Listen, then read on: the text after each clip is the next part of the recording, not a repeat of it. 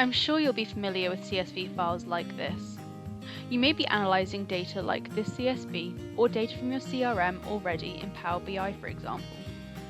But what if you want to visualise this data and understand its spatial distribution? You can do exactly this with the ArcGIS for Power BI integration. And I'm going to provide an overview of how you can get started with this integration. Using the drag and drop functionality of Power BI, we can bring in latitude and longitude coordinate data, for example, from addresses of EPC scores, and we can visualize them on the map in accordance with the rest of the graphs in our dashboard. We're not aiming to replace your existing BI system. Rather, this integration can provide a window into seeing your data in a spatial element and harness the power of your existing system. Within this integration, you're able to amend features of the map, such as its name and title.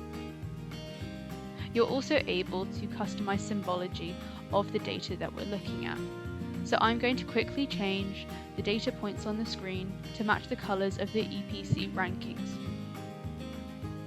By neglecting the spatial aspects of your data in Power BI, you might be missing key insights, and it shouldn't be a choice between a BI system and a GIS system.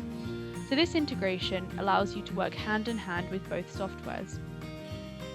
You can change the basemap from the available basemaps in the Esri system and choose which one best suits your data and visualization. The map works in conjunction with the rest of the dashboard to automatically update and reflect the information being shown in graphs dynamically. You can also go ahead and add in data from the existing ArcGIS online platform, and also incorporate data from the Living Atlas or data layers that your colleagues may have already published in ArcGIS online. Power BI is great. Use the ArcGIS for Power BI plugin if you want to enhance your existing BI elements. However, this can only take you so far, as it isn't a GIS system. So if you'd like to understand trends and relationships within your data and present it through mapping and applications, then the ArcGIS system would allow you to achieve this.